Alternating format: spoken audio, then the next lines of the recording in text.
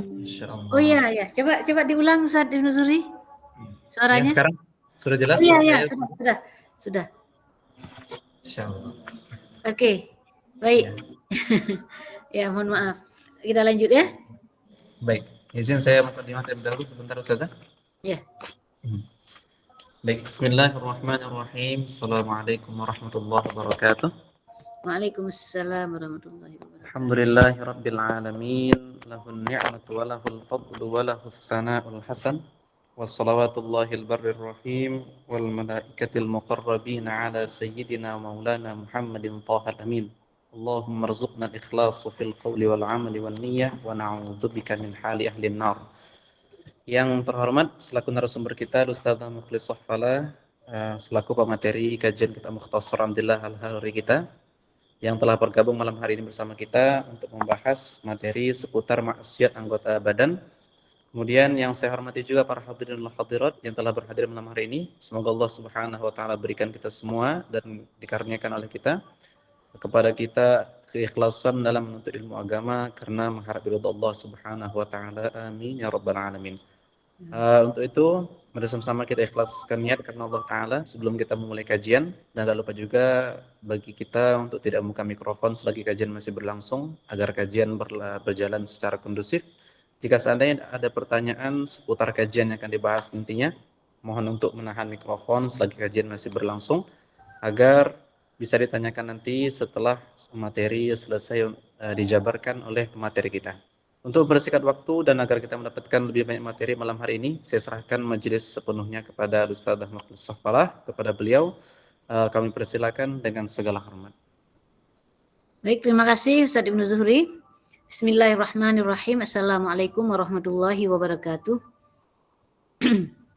Alhamdulillah wassalatu wassalamu ala Rasulillah wala haula wala quwwata illa billahil aliyyil azim. Allahumma la sahla illa ma ja'altahu sahla wa anta ya hayyu ya qayyum taj'alul hasna idza syi'ta sahla. Allahumma rzuqna al-ikhlas fil qawli wan niyyati wal amal.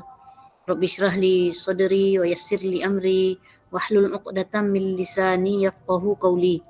Alhamdulillah pada malam hari ini kita masih diberi kesehatan dan kesempatan untuk mencari ilmu agama, mempelajari ilmu agama yang wajib atas setiap individu muslim yang mukallaf. Kita masih pembahasan tentang maksiat-maksiat badan. Malam ini sampai ke meninggalkan sebuah kewajiban ya Ustaz Ibnu Zuhri. Minggu yang lalu Ya, sudah. Meninggalkan suatu kewajiban seperti jamaah. Ya.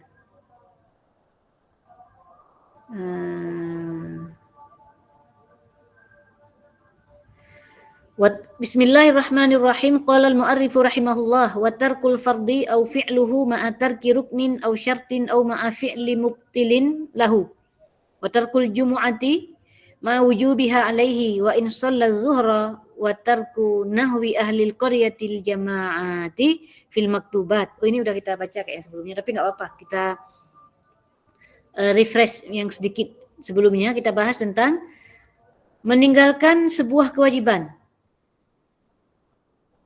Solat adalah kewajiban, puasa adalah kewajiban. Meninggalkan sebuah kewajiban, au fi'luhu atau dilakukan kewajiban itu, ma'atarki ruknin. Namun dia melakukan kewajiban dengan meninggalkan rukun-rukunnya. Apa itu rukun? Rukun adalah perbuatan di dalam sebuah ibadah. Kalau dalam solat ada rukun fi'li, ada rukun qauli ya. Rangkaian aktivitas di dalam sebuah ibadah yang tanpa dikerjakan rukun ini maka menyebabkan tidak sahlah sebuah ibadah. Misalkan dalam solat rukunnya adalah berdiri bagi yang mampu. Maka dia meninggalkan berdiri, tidak sah solatnya dalam solat wajib. Atau dia membaca Al-Fatihah dengan bacaan yang tidak sesuai dengan tajwid. Karena itu rukun qauli, maka juga tidak sah solatnya. Ada solat sunnah, ada solat wajib gitu ya. Jadi yang wajib yang kita bahas di sini. Karena kenapa? Wajib jika dilakukan berpahala, ditinggalkan berdosa. Rukun solat, kalau dalam sunnah bolehlah sambil duduk. Tapi wajib, kalau dalam solat wajib berdiri. Kemudian membaca Al-Fatihah, itu hukumnya rukun, wajib dalam sebuah solat. Dan rukun-rukun qauli dan rukun fi'li yang lainnya. Semuanya ini harus dilaksanakan sesuai dengan tuntunan dalam syariat. Karena jika ditinggalkan salah satu rukunnya, maka tidak sahlah sebuah ibadah. Dalam wudu tidak niat, atau niatnya itu bukan ketika air mengenai bagian dari wajah dalam mazhab Syafi'i. Tidak demikian. Maka tidak sahlah wudunya. Tidak sah wudu, tidak sah solat tentunya. Dalam wudu ada rukunnya, dalam solat ada rukunnya. Haji, semua itu harus umroh, semua itu harus dilaksanakan rukun-rukun yang ada di dalam sebuah ibadah. Jika ditinggalkan rukun ini, maka menyebabkan tidak sah sebuah ibadah. Maka dia solat, tapi solatnya itu hanya zahir aja dia solat. Nampak dia sudah solat secara zahir, namun secara syariat dia belum melaksanakan solat. Au syartin, atau meninggalkan syarat-syaratnya. Apa itu syarat? Syarat adalah perbuatan di luar salat, di luar ibadah, bukan hanya solat, di luar ibadah. Tanpa syarat juga tidak sah sebuah ibadah. Misalkan syarat sah solat adalah suci pakaian, badan, dan tempat dari najis. Maka jika pakaian, tempat, badan, salah satunya ada yang tidak suci, tidak sah. Atau salah satu syarat sah solat adalah menghadap kiblat. Dia tidak tahu menghadap kemana, ya udah menurut dia pokoknya inilah, itu nggak boleh seperti itu. Pokoknya menghadap, pokoknya di hati saya sudah niat solat lah, bukan begitu.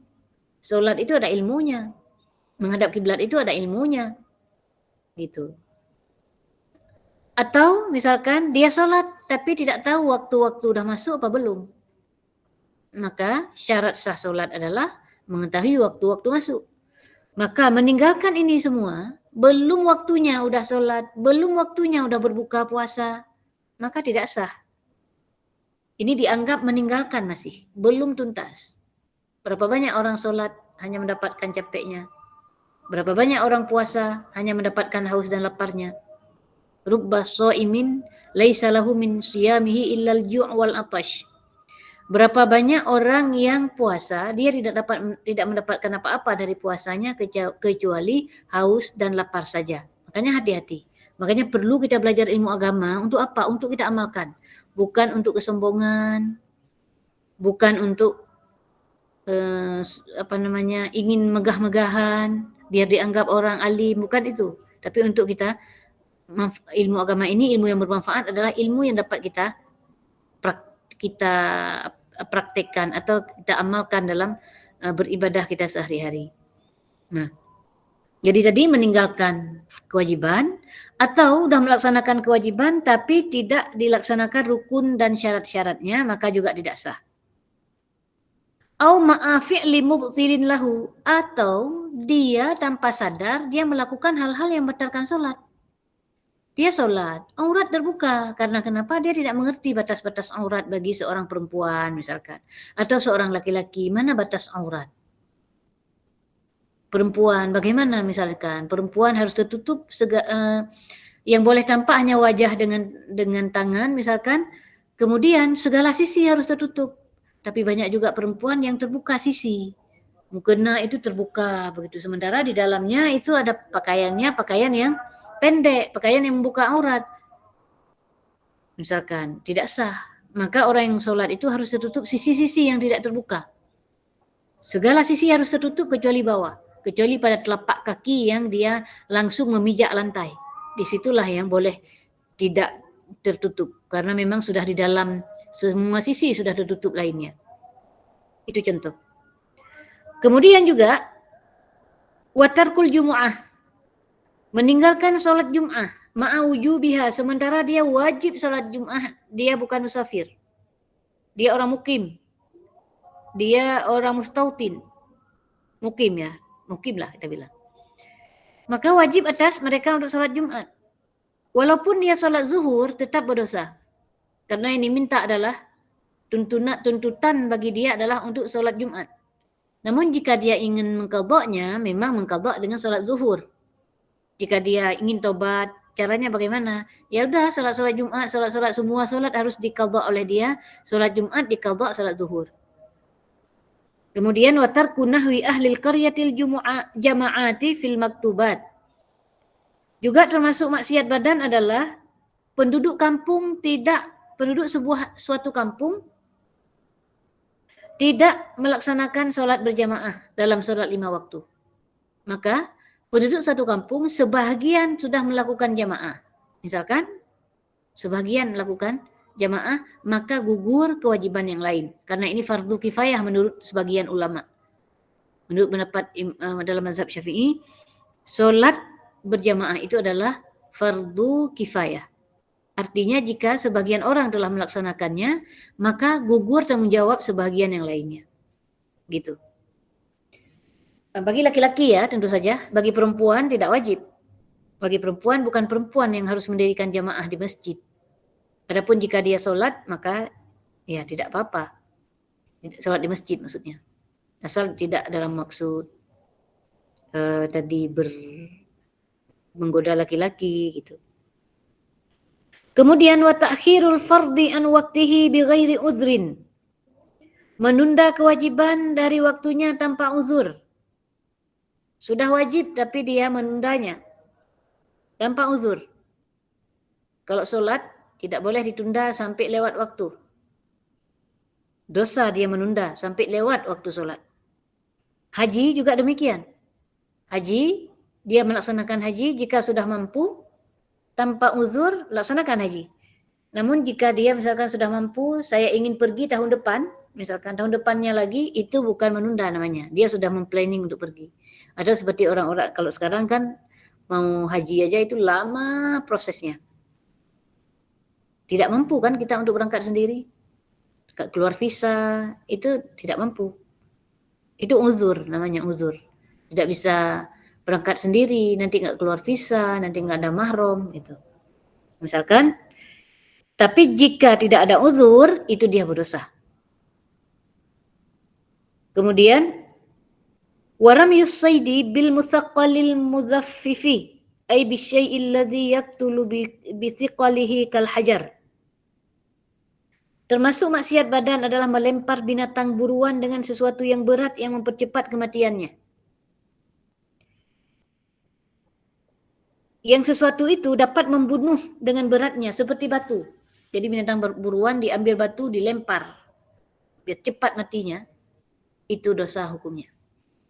Karena ada cara dalam Islam untuk menyembelih dengan benar sesuai dengan syariat. Itu. Kemudian wattikhadul hayawani gharadan. Menjadikan binatang sebagai sasaran memanah. Bagaimana menjadikan, biasanya kan ada kalau memanah itu kan ada semacam apa putih itu ada sasarannya gitu kan. Menjadikan binatang sebagai sasaran memanah itu dosa. Biasanya ada garis, ada bulat-bulat, itu kan ada titik di situ kan untuk sasaran memanah. Jangan binatang. Menjadikan binatang sebagai sasaran memanah, maka itu hukumnya berdosa. Selanjutnya, wa adamu mulazamatil mu'taddati lil maskani bi ghairi udhrin. Termasuk maksiat badan adalah perempuan yang berada di masa iddah tidak menetapi tempat tinggalnya tanpa uzur. Menetapi tempat tinggal. Perempuan yang ditinggal oleh suami, ditinggal mati, masa iddahnya itu 4 bulan 10 hari. Dia harus menetapi rumah itu, nggak boleh kemana-mana. Kalaupun keluar rumah 1 jam, 2 jam, itu kata para ulama boleh. Untuk misalkan duduk sebentar di tempat saudaranya, gitu. Kesepian mungkin sebentar, tapi nggak boleh bermalam. Tidak boleh bermalam di tempat yang lain. Tanpa uzur. Apa yang masuk uzur? Misalkan rumahnya mau rubuh. Kalau dia nggak keluar gimana? Nah, kalau seperti itu maka tidak mengapa dia keluar sebentar untuk ya menyelamatkan diri dari rumah yang rubuh, gitu. Kemudian tadi duduk sebentar, 1 jam 2 jam di luar, gitu. Tidak menginap di tempat yang lain, itu boleh. Nah, berbeda tadi yang sudah rusak rumahnya ya. Dan juga uzur, misalkan orang udah tua, meninggal suami. Kita pernah tanya, ada orang tua meninggal suami, kehidupan beliau itu oleh anak-anaknya dijaga, ditanggung gitu. Karena tinggal sendiri harus dibawa oleh anak. Katanya itu termasuk uzur. Karena tinggal sendiri harus dirawat gitu, termasuk uzur itu katanya. Oke, kemudian bentar ya, saya ambil, mohon maaf saya ambil minum sebentar.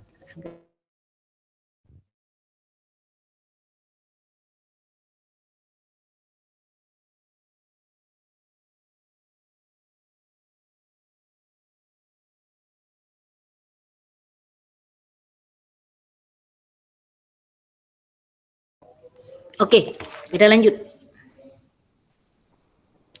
Watarkul ihdadi ala zauji. Seorang istri meninggalkan ihdad. Apa itu ihdad?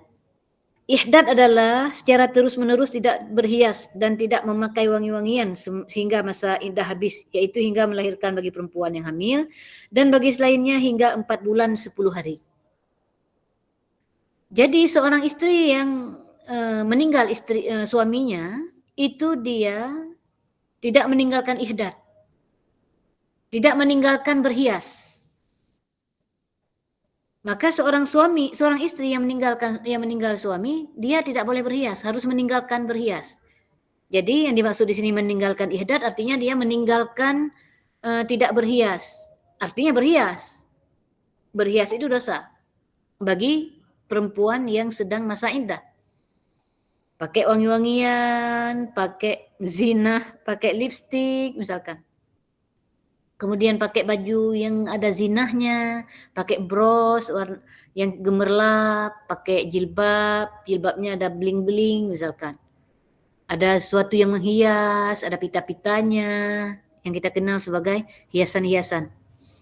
Pakai baju juga, baju-baju yang terlihat baju berwarna-warna cerah, kemudian ada hiasannya di baju, ada bunga-bunganya, itu dilarang bagi perempuan yang sedang masa iddah. Jadi dia menggunakan pakaian biasa yang tanpa ada zinah, tanpa ada hiasan-hiasan pada baju. Nah, jika dia tetap melakukan maka dosa. Nah, perempuan karena nggak boleh menikah dia selama dalam masa iddah ini. Bedak-bedak itu nggak perlu pakai bedak yang sampai apa namanya makeup, itu nggak boleh. Meninggalkan ihdad. Sabar dapat pahala. Sabar atas meninggal suami. Dia masa seolah dia merasa sedih atas kepergian suaminya. Kalau tadi nggak boleh keluar rumah misalkan, kalaupun dia keluar katanya pandangan dia bukan dalam model yang gembira-gembira, tapi dia lihat ke rumahnya gitu. Oke, itu ya bagi perempuan yang meninggal suaminya. Kemudian watanjisul masjidi wa takdziruhu walau bi tahirin. Mengotori masjid dengan benda najis dan mengotorinya. Dengan benda najis, mengotorinya walau bi tahir, dan mengotorinya meskipun dengan benda najis. Nah, najis, mengotori masjid dengan najis, misalkan ada air kencing, dia tumpahin di dalam masjid, sengaja, nggak boleh. Masjid itu tidak boleh dikencing, buang air, nggak boleh. Mengotori masjid itu dengan benda najis. Atau dengan yang suci, seperti contohnya ludah. Meludah dalam masjid juga tidak boleh, walaupun benda itu suci. Nggak boleh. Kemudian menunda ibadah haji. Wa tahawunu bil haji ba'dal istita'ati ila ayyamut. Orang yang menunda-nunda ibadah haji setelah mampu hingga meninggal, tidak. Dia tunda-tunda, enggak. Bukan orang yang kita bilang saya tunda tahun depan aja lah, ini kondisi sedang berat ini misalkan, enggak ada apalah alasan dia misalkan, saya tunda tahun depan. Bukan seperti itu, tapi ini memang dia enggak peduli ya, tahun demi tahun, padahal dia mampu, dia kaya. Tahun demi tahun berlalu, tidak melaksanakan ibadah haji, padahal dia sudah datang kemampuan, fisik kuat, harta punya, tempat tinggal semua sudah cukup. Tapi dia tunda-tunda sampai mati, tidak melaksanakan haji, maka ini dia termasuk meninggal dalam maksiat. Dosa dia. Oke. Lanjut kita. Walistidanatu liman la yarju wafa'an lidainihi min jihatin zahiratin walam ya'lam da'inuhu bidzalika. Kemudian, berhutang bagi seseorang yang tidak memiliki harapan untuk bisa melunasi hutangnya. Tidak ada sumber yang jelas. Dan orang yang dia meminta untuk berhutang itu, orang yang menghutangi itu tidak tahu bahwa dia kondisinya seperti itu. Dia suka berhutang nih. Berhutang, sudah tahu nggak mampu bayar, dosa hukumnya. Ya, nggak ada sumber pendapatan. Nggak ada sumber pendapatan. Lalu berhutang. Sementara orang yang memberi hutang itu tidak tahu bahwa kondisi dia itu tidak bisa bayar. Dia memberi keyakinan, bahkan misalkan, saya insya Allah akan saya bayar tahun depan, akan saya bayar bulan depan, misalkan. Padahal dia tidak ada sumber yang jelas. Dia meyakinkan kepada orang yang tempat dia berhutang itu untuk meyakinkan bahwa dia mampu bayar. Dan orang itu nggak tahu, akhirnya diberi hutang. Dosa orang yang meminta berhutang sementara kondisi seperti itu. Namun, jika si pemberi hutang tahu ini orang ini nggak akan bayar, tapi saya beri aja lah, lillahi ta'ala, dapat pahala. Si pemberi hutang. Maka nggak dosalah orang yang berhutang ini. Nah, jadi ada pembahasan dalam agama, tidak serta-merta langsung dia dosa. Jika yang memberi hutang tidak tahu kondisi ini, maka dia berdosa. Orang yang mau berhutang ini dosa. Orang berhutang ini berdosa. Tapi jika sudah tahu si pemberi hutang, memang gitu dia, saya beri aja. Atau dia beri misalkan, ya saya beri secukupnya aja lah. Tuh. Maka dalam kondisi seperti ini, orang yang berhutang ini menjadi tidak dosa. Nah, kemudian sekarang sebaliknya, orang yang memberi hutang. Tadi orang yang berhutang, ada hukumnya bagi orang yang berhutang. Dia harus tahu diri. Udah tahu nggak bisa membayar kok berhutang. Itu dosa. Adapun wa adamu inzari al-mu'siri, tidak memberi kelonggaran waktu kepada orang yang belum mampu membayar. Nah, orang yang memberi hutang, orang yang menghutangi, makanya orang yang menghutangi juga jangan langsung beri. Kalau memang mampu, beri. Kalau memang sudah memberi, ikhlaskan aja lillahi ta'ala. Itu kira-kira. Kira-kira kalau nggak dibayar gimana? Gitu. Karena jika sudah memberi, maka tidak memberi kelonggaran waktu kepada orang yang belum mampu membayarnya, maka berdosa bagi orang yang memberi hutang ini. Misal, setelah diberi hutang, diikutin, dibuntutin, terus kemana-mana, dibuntutin. Karena takut. Karena belum bayar hutang. Dan orang ini menjadi takut sekali kepada orang itu. Karena kenapa? Karena dibuntutin terus, diancam-ancam, mau dipenjarakan. Ini pun orang yang memberi hutang, tidak memberi kelonggaran waktu kepada orang yang belum mampu membayar, dia juga berdosa. Masing-masing ada hukumnya. Yang memberi hutang, memberikan hutang kepada orang yang memang membutuhkan, dapat pahala bagi orang yang memberikan. Jangan sampai, kalau memang nggak mampu, kalau kita memang membutuhkan uang, ya jangan berikan berarti. Kita harus cerdas dalam memberi hutang. Akhir-akhir ini saya banyak mendengar orang yang sulit membayar hutang dan orang ditipu terus untuk menghutangi. Ya kita harus tahu untuk apa sih kegunaan dia berhutang, untuk apa pertanyaannya. Kalau untuk makan, saya ini nggak bisa beli beras, kasih aja untuk beras toh. Nggak bisa beli beras tapi minta utang 5 juta. 5 juta bukan beras itu, berarti dia ada keperluan yang lain. gitu. 5 juta untuk beli beras. Kasih 200.000 untuk beli beras, selesai. Kalau nanti nggak mampu bayar ya sudahlah. Gitu. Jadi kita pun udah ikhlas sudahlah. Kalau nggak mampu bayar nanti udah ini sedekah saya aja lah. Gitu. Jangan setelah diberikan lalu dikejar-kejar aja orang ini. Kapan bayar? Kapan bayar? Kapan bayar? Sampai orang itu nggak berani keluar rumah lagi karena diteror terus untuk bayar hutang. Nah, yang memberi hutang, pikirkan sebelum Anda memberi hutang. Yang berhutang, kalau Anda tidak mampu membayar, jangan berhutang. Kalau udah nggak bisa makan lagi, ya orang-orang dekat, boleh nggak ya saya hutang dulu 100.000, anak-anak udah nggak makan, itu lain. Dan kita kalau seperti itu, beri. Tapi kalau orang yang berhutang itu untuk gaya hidup, jangan pernah berikan. Itu saran. Tapi kalau mau memberikan, rela untuk tidak menagihnya, ya silakan. Gitu. Jadi harus cerdas orang yang beri hutang ini. Kemudian wabadlul mali fi maksiatin. Kemudian termasuk maksiat badan adalah memberikan harta untuk perbuatan maksiat. Ada orang minta sumbangan untuk apa? Untuk konser. Pakai gitar, pakai alat-alat musik yang diharamkan. Untuk konser minta sumbangan, kita yang memberikan dosa.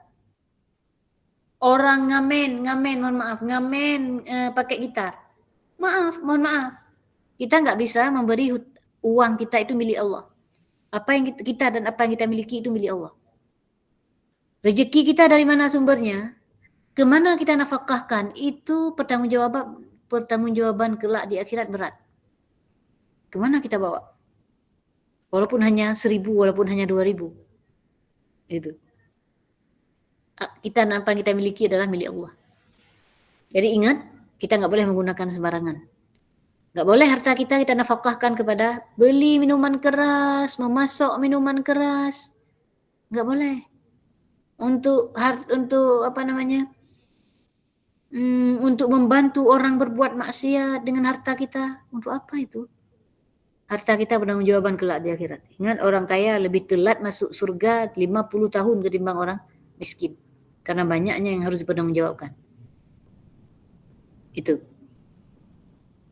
Kemudian walistihanatu bil mushaf. Kemudian tidak mengagungkan mushaf. Tidak mengagungkan mushaf.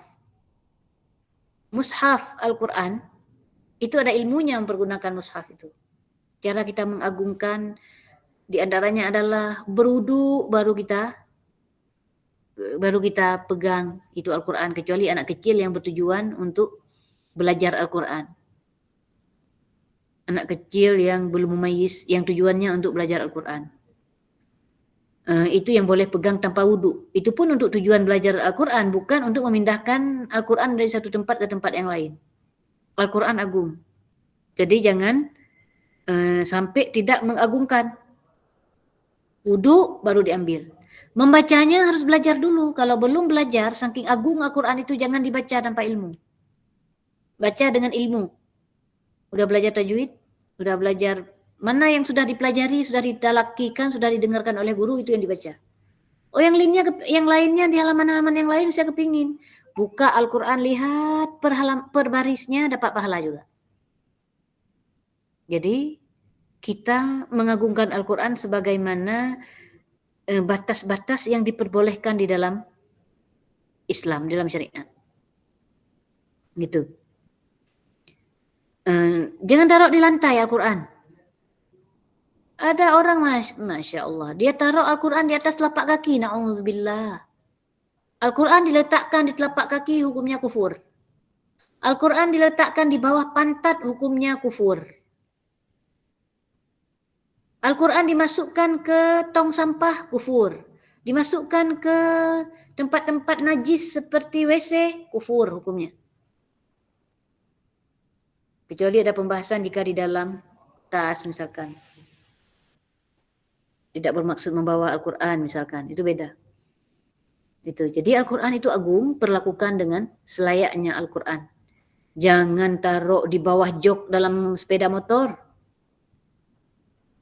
dalam jok sepeda motor atau digantung kena kaki, nggak boleh seperti itu membawa Al-Quran. Itu. Kemudian wa bikulli ilmin syar'i. Juga termasuk maksiat badan adalah melecehkan semua ilmu-ilmu syariat. Ilmu akidah, ilmu fiqih, ilmu akhlak. Bagaimana orang yang mengatakan bahwa belajar fikih menghabiskan umur aja, habiskan waktu aja. Ini melecehkan namanya. Rasulullah Shallallahu Alaihi Wasallam bersabda, Ya ayuhan nas ta'allamu, wahai manusia, belajarlah kalian. Fa innamal ilmu bitta'allum, sesungguhnya ilmu diperoleh dengan cara belajar. Wa innamal fiqhu bittafaqquh, pemahaman ilmu agama diperoleh dengan cara belajar. Faman yuridillahu bihi khairan yufaqihu fid din. Barang siapa yang dikehendaki oleh Allah ada kebaikan padanya, maka diberi pemahaman dalam ilmu agama. Jadi kalau orang melecehkan ilmu syariat, maka hati-hati, bisa kufur. Bisa kufur. Kenapa? Artinya dia menentang nas, sementara diminta untuk belajar ilmu agama. Hadis tadi menganjurkan kita untuk belajar. Kemudian wa tamkinus sabi al-mumayyizi minhu. Kemudian termasuk ke dalam maksiat badan adalah membiarkan anak kecil yang mumayyiz untuk menyentuh mushaf. Bukan untuk belajar tadi. Pegang-pegang, anak-anak kecil mainan Al-Quran itu bukan mainan. Jadi anak kecil diberi mainan bukan yang dibolehkan dalam agama, bukan Al-Quran dibawa-bawa sama anak kecil. Ada juga orang naruh Al-Quran di lantai-lantai. Lalu anaknya sepak-sepak bola Al-Quran di lantai. Ya Allah, ini kan tidak seperti orang tidak ada tempat bagi syariat agama dalam hatinya. Gitu. Kemudian wa taghyiru manaril ardi ay taghyirul haddil fasili baina milkihi wa milki ghairihi wa tasarrufu fi syari'i bima la yajuz. Kemudian merubah batas tanah. Termasuk maksiat badan, merubah batas tanah. Artinya merubah batas tanah milik orang dimasukkan oleh dia menjadi milik dia. Itu. Zaman sekarang banyak sekali. Satu jengkal tanah bunuh-bunuh. Kayaknya tanah itu kayak mau bawa kayak tanah itu apa mau kita bawa ke kuburan gitu. Malah memberatkan justru. Jadi sejengkal pun, sesenti pun tidak boleh kita ambil milik orang. Ini merajalela sekarang. Pembuangan air ke rumah orang, ngambil batasnya. Orang telat bikin rumah dikit, dia udah duluan bikin, digeser batas. Dimasukkan tanah orang ke batas tanah dia. Dosa besar. Kemudian melakukan tindakan terhadap jalan raya, jalan dengan tindakan yang tidak diperbolehkan. Apalagi ngambil jalan, tanah jalan lebar. Diambil tanah jalan oleh dia sampai sempit, orang-orang lewat itu jadi sulit. Dosa. Kemudian menutup jalan, yang jalan itu jalan umum. Menutup jalan umum. Itu termasuk melakukan tindakan terhadap jalan dengan tindakan yang tidak diperbolehkan. Bahkan kita di jalanan jika ada duri saja, membuang duri di jalan itu adalah ibadah. Buang duri di jalan. Milik umum tidak boleh kita batasi untuk pribadi kita. Ditahan, dirusak jalan, ya pokoknya tindakan terhadap jalan dengan tindakan yang tidak diperbolehkan. Menghalangi orang lewat di jalan. Kemudian wasti'malul mu'ari fi ghairil ma'dzuni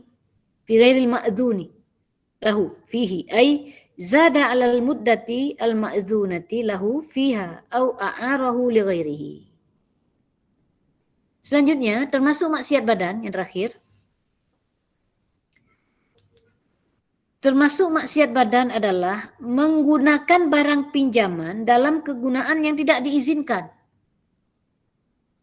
Dalam kegunaan yang tidak diizinkan oleh orang yang punya barang. Seperti menambah waktu lebih dari masa yang diizinkan juga, atau meminjamkan kepada orang lain. Kalau tadi menggunakan barang pinjaman dalam kegunaan yang tidak diizinkan, misalkan dia bilang, pinjam sepeda motor ya, saya mau jemput orang tua sebentar. Ternyata dia gunakan lebih dari menjemput orang tua. Akhirnya misalkan karena ada orang setelah dijemput orang tua, akhirnya dia pergi lagi jemput orang lain, dia ya sambil lewat jadi gojek sebentar lah, gitu. Gojek sebentar dengan selagi ada di tangan, nggak boleh. Harus sesuai peruntukan awal dia meminjam untuk apa. Pinjam baju untuk pakai wisuda, nggak boleh digunakan untuk yang lainnya di luar yang diizinkan oleh pemiliknya, nggak boleh. Pinjam sepeda motor, pinjam mobil untuk ngantar orang sakit, jangan digunakan untuk pindah rumah, gitu. Pokoknya tidak boleh menggunakan barang pinjaman dalam kegunaan yang tidak diizinkan, sesuai dengan izin. Allah melihat kita, Allah mengawasi kita, walaupun si yang punya tidak lihat. Kan dia nggak tahu, Allah melihat kita. Selalu kita tumbuhkan di hati kita, Allah yarani, Allahu muttali'un bi. Allah melihatku, Allah mengawasiku. Sehingga jika orang merasa bahwa Allah mengawasinya, Allah melihatnya, apakah berani dia bermaksiat kepada Allah? Walaupun tadi di belakang manusia, walaupun tadi orang tidak mengetahui, Allah Maha mengetahui. Nah, kemudian atau tadi menambah waktu, pinjam 2 hari, dipakai seminggu. Katanya 2 hari, pakai seminggu, nggak boleh. Harus sesuai dengan maksud yang dia minta di awal. Atau dia meminjamkan ke orang lain lagi. Udah dia pinjam, lalu dia meminjamkan ke orang lain lagi. Padahal orang itu mungkin kenapa diberi? Karena kepada dia. Ini saya beri karena Anda itu saya kenal misalkan adalah ya misalkan saya kenal. Tapi bukan berarti dia akan memberikan juga kepada orang lain seperti memberi kepada kita. Jaga kepercayaan itu, jaga amanah. Amanah orang yang punya barang. Inilah agama Islam, mengatur sedemikian rupa supaya kita nggak semena-mena. Kita banyak melihat orang meminjam itu nggak jelas kadang-kadang. Suka-suka hati. Pinjam mau pergi ke pasar, lalu dia pergi ke luar kota. Itu ya. Baiklah, mungkin malam ini yang dapat kita sampaikan. Semoga bermanfaat untuk kita semua. Jika ada yang mau ditanyakan, boleh silakan. Sudah jam 10. Ada yang mau tanya nih? Majidah. Saya baca aja ya Ustaz Ibnu Zuri. Langsung ya. Untuk menyimak ya. Nur Majidah. Assalamualaikum Ustazah. Izin bertanya, apakah sholat subuh dengan memakai baju tidur dan mengikat rambut bagi perempuan boleh Ustazah? Menggunakan baju tidur, artinya apakah baju tidur tanpa pakai mukena? Itu yang perlu ditanya. Yang gini ya, Majidah, aurat perempuan segala sisi, kecuali bawah. Di dalamnya baju tidur, selama baju tidur itu suci, pakai aja.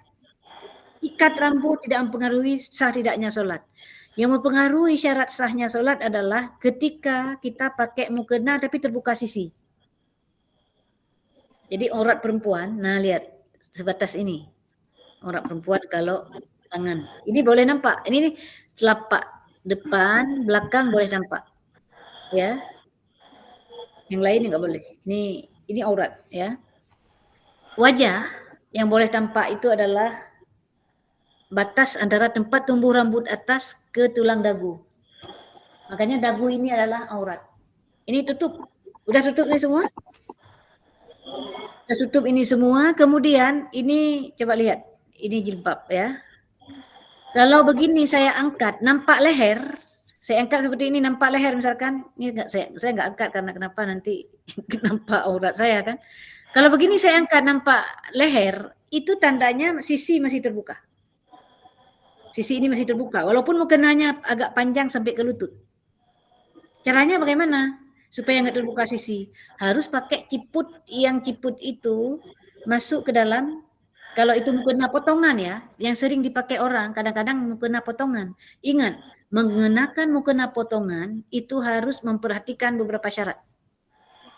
Tadi, pakai dalaman yang tidak nampak leher, dalaman ninja, pakai baju yang sudah tertutup lengan. Baru boleh pakai mukena potongan, lalu pakai rok mukena, itu baru boleh. Karena seperti itu repot kita perempuan di rumah, pakai manset, pakai dalaman, kan repot. Kalau saya secara pribadi, saya pakai mukena terusan kalau di rumah. Karena tadi baju tidur kita, baju tidur pendek. Baju tidur juga ya nanti ketika dipakai mukena yang potongan, karena baju tidur pendek, lengan masih nampak. Seandainya mukenanya disingkat, lengan masih nampak. Jadi harus tertutup segala sisi kecuali bawah. Bawah yang dimaksud adalah di kaki, di telapak kaki kita. Jadi apa tadi? Salat subuh memakai baju tidur, kita lihat kalau sisinya sudah tertutup semua kayak gini, udah pakai gini, saya bisa sholat begini misalkan. Saya bisa sholat nih. Karena saya pakai misalkan pakai dalaman yang leher saya sudah ketutup di dalam. Kemudian baju saya juga ini sudah seperti ini. Nanti saya kancing lagi biar nggak ada sisi. Di bawah karena ini terusan, baju terusan misalkan, sampai cuman semata kaki. Karena cuman semata kaki, dia masih ada sisi yang terbuka. Maka saya harus pakai legging dan dalaman lagi di dalam. Dan pakai kaos kaki tentunya. Yang mudahnya kalau di rumah ya sudah pakai mukena terusan aja gitu ya. Begitu. Itu batas aurat kita gimana ya, saya bilang nanti saya buat video khusus untuk batas aurat. Sinta Utami. Assalamualaikum Ustazah, bagaimana hukum jika ada yang mengadakan acara seperti walimah sampai menutup jalan umum atau akses umum sehingga menyulitkan kita untuk beraktivitas? Wallahu alam, ini saya coba bertanya lagi ya. Saya nggak berani berfatwa ini. Karena kalau di kampung kami juga ada yang ditutup tapi masyarakat sudah tahu, dialih ada, tentu saja dia akan mengalihkan ke lorong-lorong lain yang ada sambungnya, nggak putus. Kalau seperti itu saya mau tanya lagi. Bukan ditutup mati, kalau masa ada orang pesta tutup jalan lalu sekampung nggak bisa lewat lagi. Sekampung nggak bisa lewat lagi, kenapa? Karena sudah ditutup jalan umum. Saya kayaknya hampir tidak menemukan kalau itu jalan umum, jalan besar. Tapi kalau di komplek-komplek masih tutup jalan satu, masih ada jalan yang lain gitu kan. Artinya atas kesepakatan orang kampung sudah maklum bersama bahwa jika ada hajatan, ditutup dulu jalan sebentar jalan itu, tapi ada tembus jalan yang lainnya gitu. Itu ya, tapi untuk mengatakan hukum boleh tidak saya belum berani ya. Mengatakan haram, apa mubah atau itu belum berani saya. Harus tanya dulu kepada guru-guru kita. Kemudian, apakah diperbolehkan wanita, Sinta Utami juga, diperbolehkan wanita memakai tas ransel karena ada, saya baca di salah satu quote sosmed dilarang memakai tas model tersebut. Ransel perempuan boleh. Di belakang itu sudah kita pelajari tentang laki-laki menyerupai perempuan, perempuan menyerupai lelaki itu bagaimana jika dia mengenakan produk khusus untuk perempuan dipakai oleh laki-laki. Contoh daster dipakai laki-laki. Contoh celana jin khusus perempuan, laki-laki dipakai perempuan. Itu yang nggak boleh. Adapun ransel, apakah ada ransel khusus laki-laki? Itu. Saya rasa kalau ransel, tempat laptop atau itu hampir nggak sama aja, kecuali tas khusus ada, tas khusus perempuan, tas pesta, tas itu ada. Itu nggak boleh dipakai laki-laki. Yang khusus laki-laki tidak boleh pakai perempuan. Saya nggak tahu apakah ada itu khusus tas diproduk untuk laki-laki, mungkin ada, saya nggak tahu modelnya. Intinya dalam yang dimaksud menyerupai itu, yang khusus diperuntukkan untuk perempuan nggak boleh dipakai laki-laki, seperti jilbab, seperti daster, dan tas yang khusus perempuan, mencirikan perempuan, nggak boleh untuk laki-laki. Yang mencirikan laki-laki sekali, maskulin sekali, juga nggak boleh untuk perempuan. Maulidah Bustami. Di tempat kami ada seorang perempuan yang meninggal suaminya, dia tidak menunggu masa iddah. Alasannya karena dia mencari nafkah untuk anaknya, masih kecil menggantikan suaminya. Apa ini termasuk diperbolehkan? Perempuan itu boleh keluar untuk dalam masa iddah untuk mencari untuk kalau bahasa dulu itu menjual hasil rajutan, menjual hasil rajutan untuk kebutuhan makan dia. Itu. Untuk kebutuhan keperluan dia makan dan anak-anaknya. Assalamualaikum Ustazah, apakah wanita yang sudah berumur 60 tahun ke atas masih berlaku masa iddah? Tetap berlaku masa iddah, kecuali dengan uzur-uzur tadi. Udah tua, dia jaga oleh anaknya gitu ya, tetap berlaku masa iddah. Bagaimana jika seorang berhutang dan telah sampai masa kesepakatan untuk membayarnya dan si pemberi hutang pun telah mengingatkannya beberapa kali dan si penghutang pun sering menunda-nunda untuk membayarkan hutangnya, sedang ia mampu untuk membayar tapi tetap saja menunda. Yang menunda bayar hutang sementara dia sudah mampu, dia berdosa. Apa hukumnya jika seorang hutang tidak mengingatkan untuk membayar hutang lagi? Kalau tidak mengingatkan untuk membayar hutang, orang yang memberi hutang tidak mengingatkan untuk membayar hutang, dia maafkan, dapat pahala. Dapat pahala dia. Karena memberi keringanan kepada saudara sama muslim. Karena hutang itu prinsipnya membantu ya, untuk diketahui. Makanya berdosa ketika berbunga hutang itu berdosa. Karena prinsip hutang itu membantu. Kalau tidak bertanya lagi, tidak mengingatkan lagi untuk bayar hutang, biarin aja lah, saya maafkan, besar pahala. Azharafuna, izin bertanya, misalnya kita berniat pakai kaos kaki supaya tidak nampak kaki karena pernah sholat, karena pernah sholat tapi dibilang kaki nampak, jadi harus sholat kembali. Tapi pernah juga pas saya pakai kaos kaki malah disuruh copot Ustazah. Bagaimana Ustazah? Bolehkah memakai kaos kaki? Boleh memakai kaos kaki, kita jangan terpengaruh dengan orang. Daripada nanti karena kain sarungnya kependekan atau rok sholatnya pendek, nanti khawatir kesingkap nampak kaki ketika duduk tahiyat. Itu udah sisi itu. Kalau ketika duduk tahiyat itu kakinya seperti ini, gini ya, misalkan kakinya tampak di sini, ini sisi masih. Yang boleh itu ketika dia berdiri di atas lantai, telapak kaki yang tempat dia berdiri di atas lantai itu yang boleh tampak. Adapun ketika dia duduk tahiyat, itu sisi. Maka jika dia pakai kaos kaki, asalkan kaos kaki ini suci, boleh. Supaya untuk menghindari supaya tidak nampak aurat. Itu ya, boleh. Jangan dengar. Jadi gini, kita beribadah itu jangan dengar kata orang. Dengan ilmu kita amalkan. Ketika kita amalkan dengan ilmu, tenanglah hati kita. Masalah orang nggak usah pedulikan. Kalau pusing ya nggak usah bergabung dengan orang-orang yang banyak protes ketika kita melaksanakan yang benar gitu ya. Memang di zaman ini sulit, kadang orang udah salah dikira dia yang benar. Kemudian Mardiah Zaza, Bu Mardiah, izin bertanya, seorang istri yang mempunyai suami wajib hukumnya minta izin jika ingin keluar rumah. Kalau seorang janda yang memiliki anak-anak yang masih kecil sedang dia harus keluar rumah untuk mencari nafkah, kepada siapa dia harus minta izin, Ustazah? Minta izin itu kenapa? Karena itu rumah suami. Kalau tidak ada suami yang tidak boleh keluar tadi kan pada masa iddah. Jika dia itu di luar masa iddah, ya dia kan nggak apa-apa keluar selama dia keluar rumah untuk mencari nafkah, tidak bermaksud untuk menggoda laki-laki, tidak berpergian jauh tanpa mahram, tidak apa-apa. Gitu. Tidak perlu minta izin kepada siapa-siapa, gitu, karena udah janda dia, nggak ada lagi suami. Karena hukum pada suami yang terkait dengan suami udah nggak ada lagi, gitu. maka dia kerja saja, kerja selama kerja halal, kerja tidak menggoda laki-laki tadi untuk mencari penghidupan, ya tidak apa-apa.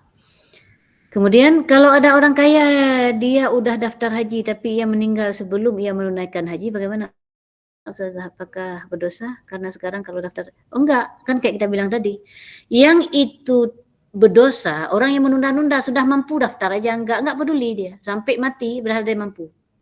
Ini kan bicara kalau enggak nunda, kalau enggak apa namanya, enggak harus apa istilahnya, kan kita daftar haji lama baru datang giliran kita untuk haji, itu termasuk nggak mampu, itu udah daftar tapi nggak dipanggil, bahkan kepingin cepat dipanggil, tapi daftar tahun ini 20 tahun lagi baru bisa berhaji. Nah itu bukan nggak dosa, karena itu di luar kemampuan kita, bahkan itu tidak mampu, mau berangkat gimana, nggak ada kemampuan untuk berangkat padahal udah daftar.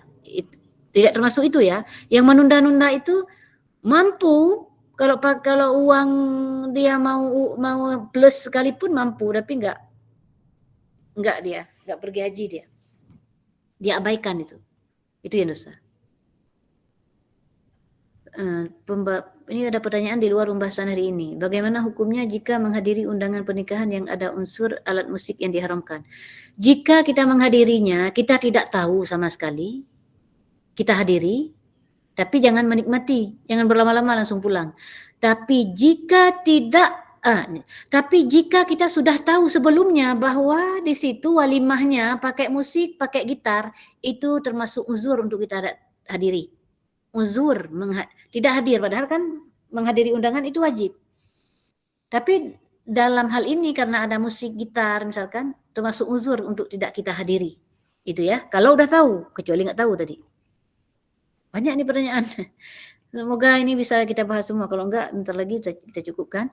Kita lihat dulu. Melakukan salat sunnah seperti tarawih ataupun lainnya sambil duduk padahal mampu berdiri. Nah, sunnah boleh.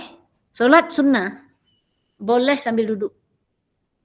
Yang tidak boleh itu berdiri. Cuman pahalanya tentu enggak sama dengan berdiri. Mau duduk satu rakaat, berdiri satu rakaat juga boleh. Salat sunnah itu. Salat sunnah boleh berduduk. Duduk berdiri boleh. Yang wajib berdiri. Oke, kita bahas terakhir nih. Nuraini Nasution. Bagaimana hukumnya jika sebelum tahu batasan menutup aurat terutama dalam solat padahal sudah balik? Apakah solat sah?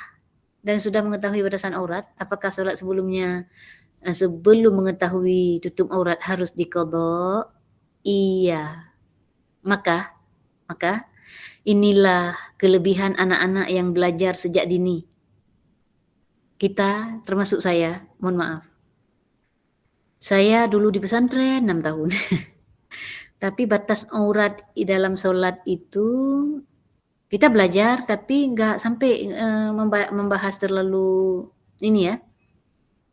Bukan salah, mungkin ya kita nggak tahu lah dulu. Tapi saya pakai dalam itu pakai dulu. Tapi ada beberapa kali seingat saya, karena saya nggak tahu persis, nggak dijelaskan seperti sekarang ini. Dulu itu sekedar lewat ilmu itu.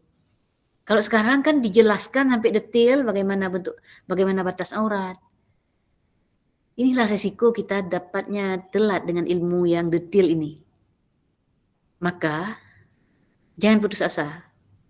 Setiap sholat sunnah kita jadikan sholat qadha. Ketika bangun tahajud supaya cepat habis sholat qadha, karena kita harus lebih mengutamakan sholat wajib daripada sunnah. Qadha lebih kita utamakan daripada sunnah. Jadi seseorang hamba kita kalau masih ada sholat wajib yang belum kita qadha, sholat sunnah jangan dilakukan, nggak dapat pahala.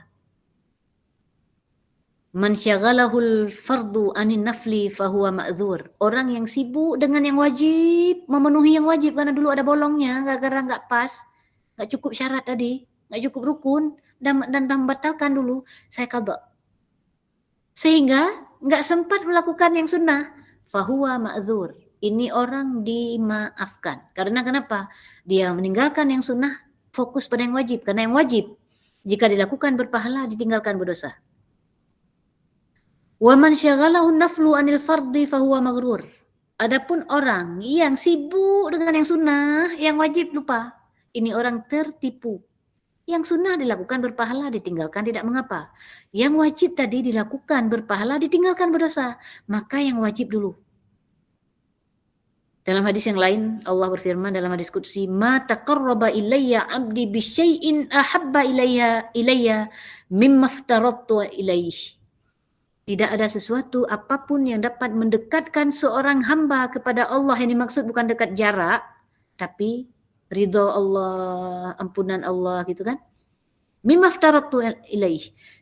Melainkan dia melakukan kewajiban. Itulah yang penyebab dekatnya seorang hamba kepada Allah. Melakukan kewajiban. Firman Allah, bukannya sunnah-sunnah dulu. Jadi jangan putus asa kita di sini. Sekarang kalau ada bangun tengah malam, kita sholat qadha. Waktu-waktu tahajud, tapi kita qadha. Doa-doa setelah itu. Wajib lebih besar pahala daripada yang sunnah. 1000 sunnah kita lakukan, tapi yang wajib enggak kita lakukan. Tetap tanggung jawab yang wajib itu tidak akan gugur pada kita. Sibuk yang wajib, lupa yang sunnah tidak mengapa. Tidak sempat yang sunnah maksudnya. Waktu kita gunakan duha, sholat qadha, waktu tahajud qadha, salat qabliyah ba'diyah qadha, ada waktu luang qadha. Habis salat setiap waktu salat zuhur qadha lagi. Habis asar sekali salat asar qadha.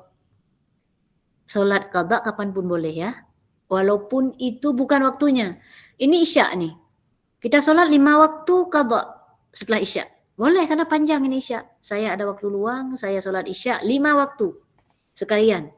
Habis subuh berdiri lagi untuk zuhur, habis zuhur berdiri lagi untuk asar, habis asar berdiri lagi untuk demikian seterusnya. Kapanpun boleh ya. Walaupun pada saat tidak ada sholat sunnah seperti setelah sholat subuh dan setelah sholat asar. Tetap qadha dibolehkan. Wajib itu besar nilainya daripada sunnah. Demikian ya. Mudah-mudahan dapat dipahami. Wallahu a'lam ahkam. Terima kasih yang sudah bertanya, yang sudah bergabung malam ini. Semoga kita mendapatkan pahala 1000 rakaat salat sunnah. Dan semoga diberi kekuatan untuk kita terus dalam ilmu agama. Barakallahu fikum. Saya kembalikan kepada Ustadz Ibnu Zuhri. Baik, terima kasih banyak Ustazah atas materi yang sudah dijabarkan malam hari ini. Sama-sama. Semoga apa yang beliau sampaikan kepada kita malam hari ini bisa kita pahami bersama. Dan bisa kita amalkan sehari-hari kita sesuai dengan apa yang diterangkan oleh syariat agama kita. Baik, oleh karena itu saya ucapkan terima kasih banyak juga kepada para hadirin dan hadirat semua yang telah bergabung malam hari ini. Semoga tetap diberikan keistiqomahan dalam menuntut ilmu agama meskipun melalui Google Meeting seperti ini. Semoga Allah Subhanahu wa taala memberikan taufik kepada kita semua untuk berlaku amal ketaatan dan amal soleh kepada Allah Subhanahu wa taala. Dan juga menuntut ilmu agama di masa yang akan datang. Insya Allah kita akan bertemu lagi pada minggu akan datang, masih dalam kajian yang sama, yakni dalam pembahasan di antara maksiat anggota badan.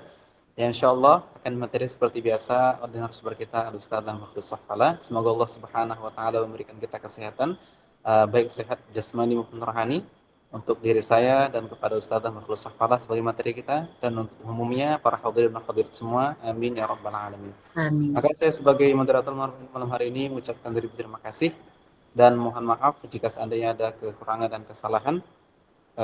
Mungkin inilah pertemuan kita malam hari ini. Kemudian kami silakan kepada Ustazah untuk menutup kajian. Baik, terima kasih banyak semuanya. Sekali lagi saya mohon maaf jika ada kekurangan. Kita tahlil untuk menutup pertemuan kita malam ini. La ilaha illallah, la ilaha illallah, la ilaha illallah. Allahumma sholli ala sayyidina Muhammad wa ala alihi wa sahbihi wa sallim. Allahumma sholli ala sayyidina Muhammad wa ala alihi wa sahbihi wa sallim. Allahumma sholli ala sayyidina Muhammad wa ala alihi wa sahbihi wa sallim.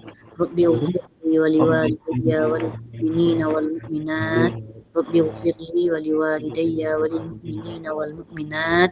Rabbi ighfirli wa liwalidayya wal mu'minina wal mu'minat. Wallahu a'lam ahkam. Terima kasih. Wassalamualaikum warahmatullahi wabarakatuh. Waalaikumsalam warahmatullahi wabarakatuh. Syukran katsiran Ustazah. Afwan. Barakallahu fiikum. Amin. Ustazah. Amin Iya. wafiq, Bu Titi dan semuanya.